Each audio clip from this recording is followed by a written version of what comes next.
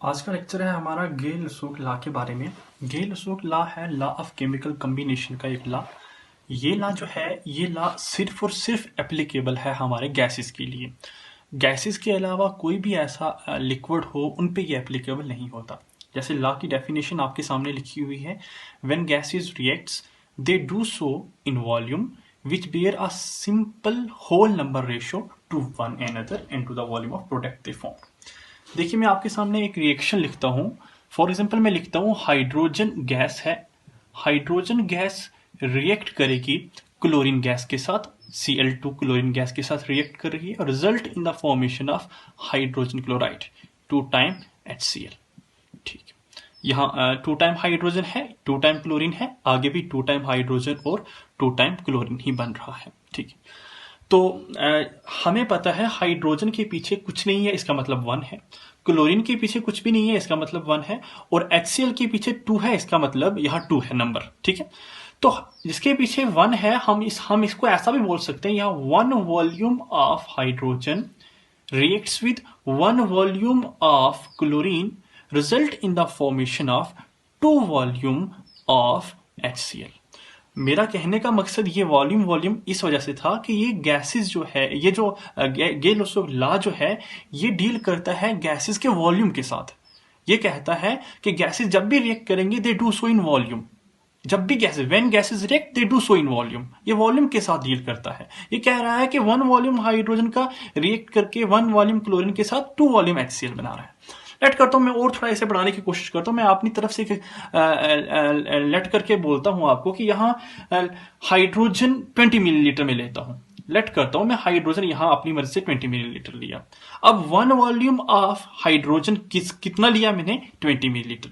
तो कितने volume 20 millilitre of hydrogen कितने वॉल्यूम क्लोरीन के साथ रिएक्ट कर रहा है, उसका वॉल्यूम क्या होगा। उसका वॉल्यूम अगर 1 वॉल्यूम ऑफ हाइड्रोजन 20 मिलीलीटर है तो 1 वॉल्यूम ऑफ क्लोरीन वो भी तो 20 मिलीलीटर होगा। ये तो मैंने अपनी मर्जी से लिया था। अब ये तो हमने निकाला ना, ये हुआ 20 millilitre. 20 millilitre of hydrogen react with 20 millilitre of chlorine to form कितना वॉल्यूम बन रहा है, 2 वॉल्यूम बन रहा है। कितना वॉल्यूम कितना मिलीलीटर बनेगा, वो फिर 40 मिलीलीटर बनेगा। तो ये है इन टर्म ऑफ वॉल्यूम। एक और एग्जांपल मैं आपके सामने लेता हूं। फॉर एग्जांपल N2 है, N2 react with hydrogen, nitrogen react with hydrogen result in the formation of ammonia 2 time NH3। ये NH3 अमोनिया होता है। यहाँ 2 टाइम नाइट्रोजन है, 2 टाइम नाइट्रोजन, यहाँ 3 to the 6 टाइम हाइड्रोजन, यहाँ 2 है तो यहाँ 3 लगा दीजिए, 3 to the 6 टाइम। यहाँ 1 वॉल्यूम ऑफ नाइट्रोजन है, रिएक्ट विद कितना volume hydrogen, 3 volume of hydrogen, result in the formation of 2 volume of ammonia. ठीक है, तो ये जो लॉ है ये सिर्फ और सिर्फ गैसेस के साथ डील करता है और ये कहता है कि जब भी गैसेस रिएक्ट करेंगी वो वॉल्यूम की टर्म में रिएक्ट करेंगी, ऐसे नहीं रिएक्ट करने वाली। वॉल्यूम के अलावा किसी भी चीज के साथ ये लॉ, गैसेस के अलावा किसी भी चीज के साथ ये लॉ डील नहीं कर रहा। तो ये था गेल-लुसूक लॉ की कुछ डेफिनेशन। आइए हम कुछ क्वेश्चन डिस्कस करते हैं। क्वेश्चन ये है कि हमें दिया हुआ है, हमें कहा गया है कि अमोनिया रिएक्ट कर रहा है। चलो अमोनिया से पहले एक और कुछ क्वेश्चन करते हैं। हमें कहा गया कि मीथेन का एक मॉलिक्यूल, मीथेन का फॉर्मूला होता है CH4। मीथेन का एक मॉलिक्यूल है, वो रिएक्ट करता है ऑक्सीजन के साथ। मीथेन का एक मॉलिक्यूल ऑक्सीजन के मॉलिक्यूल के साथ रिएक्ट कर रहा है, रिजल्ट इन द फॉर्मेशन, अभी बाद में बैलेंस करेंगे, result in the formation of carbon dioxide gas, carbon dioxide और वाटर मॉलिक्यूल, ठीक है जी। यहाँ CH4 गैस है, ऑक्सीजन भी एक गैस है, कार्बन डाइऑक्साइड भी गैसेस फॉर्म में है और जो वाटर है हमारा वो लिक्विड फॉर्म में है। ठीक, तो यहाँ रिएक्शन को बैलेंस कर लीजिए। रिएक्शन को बैलेंस करेंगे तो यहाँ 2 लगाइए जैसे पहले लगाया था मैंने। ठीक है, क्वेश्चन हमें ये पूछ रहा है, क्वेश्चन क्या है हमारे लिए वो देखिए। वी हैव दिया हुआ है, we have 100 millilitre of CH4। हमें दिया हुआ है मीथेन का वॉल्यूम। हमें वो कह रहा है how much O2 is required, कितना ऑक्सीजन चाहिए, ऑक्सीजन की रिक्वायरमेंट क्या है। और फिर एक और क्वेश्चन पूछ रहा है, how much carbon dioxide is formed, how much carbon dioxide is formed, CO2 is formed. ये दो क्वेश्चन हमें वो कह रहा है। अब बताइए, दिया हुआ है हमें CH4 का वॉल्यूम 100 मिलीलीटर है, वो कह रहा है कि ऑक्सीजन का कितना वॉल्यूम चाहिए हमें कार्बन डाइऑक्साइड बनाने के लिए और कार्बन डाइऑक्साइड कितनी बनेगी। अब बात यह है, क्या सर वाटर के बारे में क्यों डिस्कस नहीं हो रहा, क्योंकि वाटर एक लिक्विड फॉर्म में है और गेल-लुसूक लॉ हमारा सिर्फ गैसेस के साथ डील करता है और लिक्विड फॉर्म के साथ डील ही नहीं करता। ठीक है, तो अब हमें जो दिया हुआ है हम देखते हैं, हमें दिया है CH4 और CH4 कितना दिया हुआ है हमें 100 मिलीलीटर, ये हमें दिया हुआ है। ठीक है, एक बार फिर से मैं आपके सामने रिएक्शन लिखता हूं, CH4 ऑक्सीजन के साथ बर्न होके कार्बन डाइऑक्साइड देगा। ठीक है, अब इसकी तो जरूरत ही नहीं है लिखने की, उसे हम नहीं लिखेंगे क्योंकि वो हमारा लिक्विड स्टेट में है। अब यहाँ कितने वॉल्यूम है, स्टाइकोमीटर पीछे 1 है तो यहाँ 1 वॉल्यूम है, यहाँ कितने वॉल्यूम है, यहाँ 2 वॉल्यूम है, यहाँ कितने वॉल्यूम है, यहाँ भी 1 वॉल्यूम है। अच्छा, अब जरा मुझे आप बताइए, हमें CH4 दिया कितना है, हमें CH4 दिया हुआ है 100 मिलीलीटर, ये हमें दिया हुआ है 100 मिलीलीटर एक वॉल्यूम का होगा, तो 2 वॉल्यूम का कितना 100 होगा, 2 वॉल्यूम का 200 मिलीलीटर होगा। एक तो आंसर निकल गया। कितना required, how much O2 is required, 200 millilitre required. अब result in the formation of कितना वॉल्यूम कार्बन डाइऑक्साइड, 1 वॉल्यूम, और 1 वॉल्यूम कितने के बराबर है, 100 मिलीलीटर के बराबर है। तो carbon dioxide, how much carbon dioxide is formed, 100 millilitre carbon dioxide is formed. ये था एक सिंपल सा क्वेश्चन। आइए एक कॉम्प्लेक्स क्वेश्चन डिस्कस करते हैं आपके सामने। एक क्वेश्चन है आपके सामने लिखा हुआ स्क्रीन पे, ये क्या, एक रिएक्शन दी हुई है हमें, nitrogen gas react with hydrogen gas result in the formation of ammonia.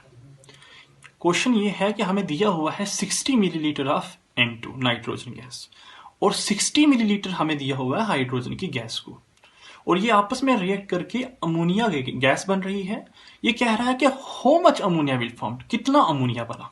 ठीक है, ये सिंपल सा हमें एक क्वेश्चन फिर से उसने दिया। अब जरा हम जानते हैं कि यहाँ नाइट्रोजन के पीछे कुछ नहीं है, तो नाइट्रोजन का वॉल्यूम होगा 1। अब हाइड्रोजन के पीछे लिखा हुआ है 3, तो हाइड्रोजन का वॉल्यूम होगा 3, मतलब 1 वॉल्यूम रिएक्ट विद 3 वॉल्यूम, कितना वॉल्यूम अमोनिया बन रहा है, 2 वॉल्यूम अमोनिया बन रहा है। ठीक, अब जरा हमें दिया क्या हुआ है, नाइट्रोजन का वॉल्यूम, और नाइट्रोजन का वॉल्यूम क्या है, 60 मिलीलीटर। हम लिखेंगे 60 मिलीलीटर नाइट्रोजन का वॉल्यूम। नाइट्रोजन का वॉल्यूम दिया हुआ है 60 मिलीलीटर। अब 1 वॉल्यूम रिक्वायर्ड कितने के साथ रिएक्ट कर रहा है, 3 वॉल्यूम के साथ। 1 वॉल्यूम रिक्वायर्ड 3 वॉल्यूम, मतलब 1 वॉल्यूम 3 वॉल्यूम के साथ रिएक्ट कर रहा है। 60 मिलीलीटर कितने मिलीलीटर के साथ रिएक्ट करेगा, अगर यहां भी 1 होता तो H2 भी 60 होता। ठीक है, लेकिन यहां 3 है तो H2 कितना होगा, 60 मल्टीप्लाई बाय 3 होगा, और वो कितने मिलीलीटर के बराबर होगा, 180 मिलीलीटर के बराबर। तो क्वेश्चन में दिया हुआ है सिर्फ 60 मिलीलीटर और रिएक्शन में वो 180 मिलीलीटर रिएक्ट कर रहा है, तो जरा ये रिएक्शन होगी ऐसे, ये बिल्कुल ऐसा नहीं कुछ होने वाला। तो कुछ और मेथड से हम इस रिएक्शन को अप्लाई करेंगे इस लॉ पे। यहां पे देखिए, मेथड ये है कि सेम सब कुछ वही करना है। हमने जैसे पहले नाइट्रोजन का वॉल्यूम लिया, नाइट्रोजन का वॉल्यूम नहीं लेके हम हाइड्रोजन का वॉल्यूम लेंगे। अब हाइड्रोजन का वॉल्यूम दिया कितना है हमें, 60 मिलीलीटर। हम मानते हैं कि 30 मिलीलीटर, सॉरी 3 वॉल्यूम हाइड्रोजन कितने मिलीलीटर के बराबर है, 60 मिलीलीटर ऑफ हाइड्रोजन के बराबर है। मतलब 3 वॉल्यूम हाइड्रोजन अगर 60 मिलीलीटर के बराबर है, 3 वॉल्यूम रिक्वायर्ड, कितना वॉल्यूम, 1 वॉल्यूम। पहले 1 वॉल्यूम रिक्वायर्ड 3 वॉल्यूम था ना, अब 3 वॉल्यूम रिक्वायर्ड कितना वॉल्यूम, 1 वॉल्यूम। ठीक है, हमें दिया कितना है नाइट्रोजन, 60 मिलीलीटर। ठीक है, लेकिन हमें चाहिए कितना, 1 वॉल्यूम। तो 60 को हम डिवाइड करेंगे 3 से, तो आएगा कितना मिलीलीटर, 20 मिलीलीटर। हमें 60 मिलीलीटर ऑफ हाइड्रोजन रिएक्ट कर रहा है 20 मिलीलीटर ऑफ नाइट्रोजन के साथ, सिर्फ 20 मिलीलीटर।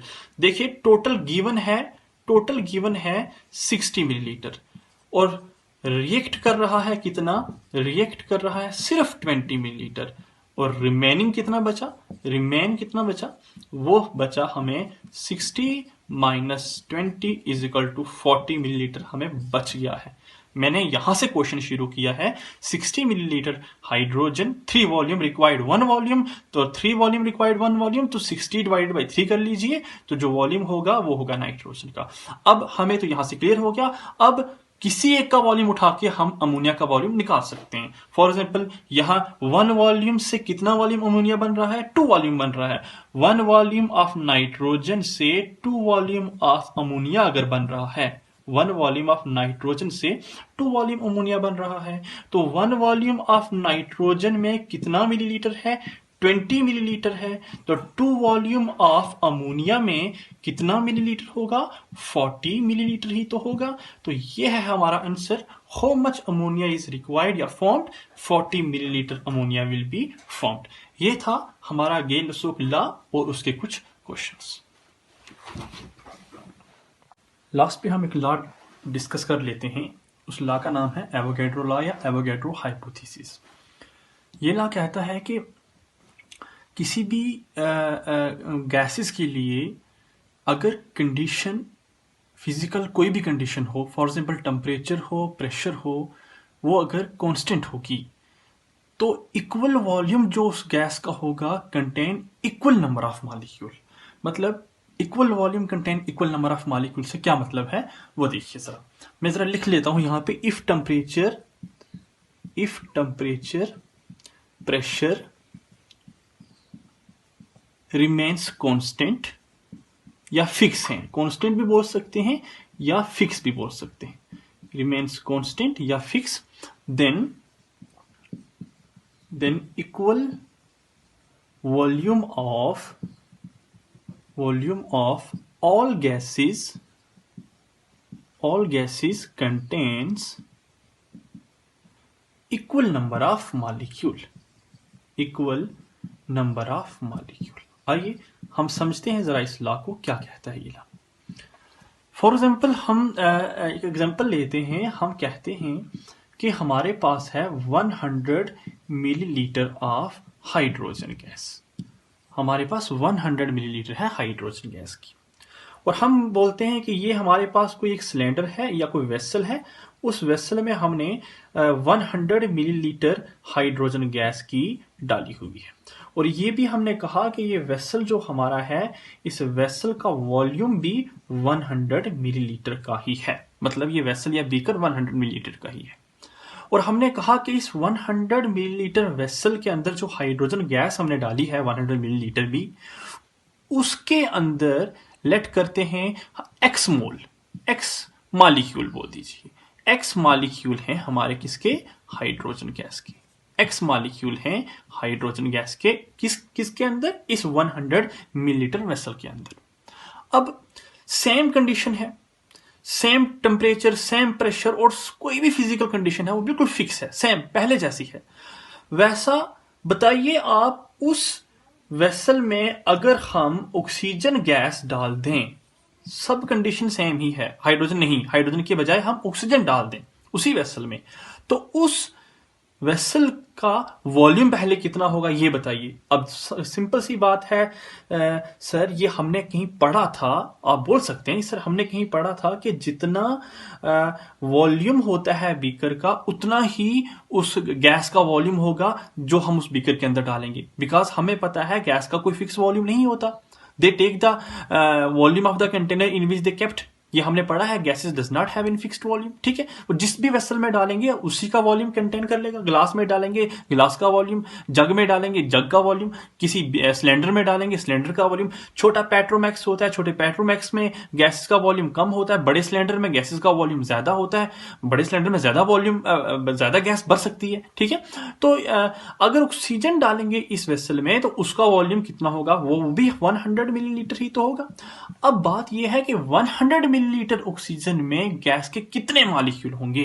अगर 100 मिलीलीटर हाइड्रोजन गैस के में एक्स मॉलिक्यूल हैं हाइड्रोजन के, तो 100 मिलीलीटर ऑक्सीजन गैस में भी एक्स मॉलिक्यूल ही होंगे हाइड्रोजन के, बिकॉज हमारा सिलेंडर ही 100 मिलीलीटर का है, उससे ज्यादा तो हो नहीं सकता, ठीक है। तो यही तो मैं आपको पहले भी कहना चाहता था कि टेम्परेचर, प्रेशर या कोई भी कंडीशन जब कांस्टेंट होगी गैसेस में, तब equal volume of all gas, इधर भी था 100 मिलीलीटर, इधर भी था 100 मिलीलीटर, इक्वल वॉल्यूम हो गया ना, इक्वल वॉल्यूम, इधर हाइड्रोजन गैस का, इधर ऑक्सीजन गैस का, contain equal number of molecule, यहां x नंबर ऑफ मॉलिक्यूल, यहां भी x नंबर ऑफ मॉलिक्यूल। तो ये सिंपल एक लॉ था जिसे हम एवोगैड्रोस लॉ या एवोगैड्रोस हाइपोथेसिस भी कहते हैं।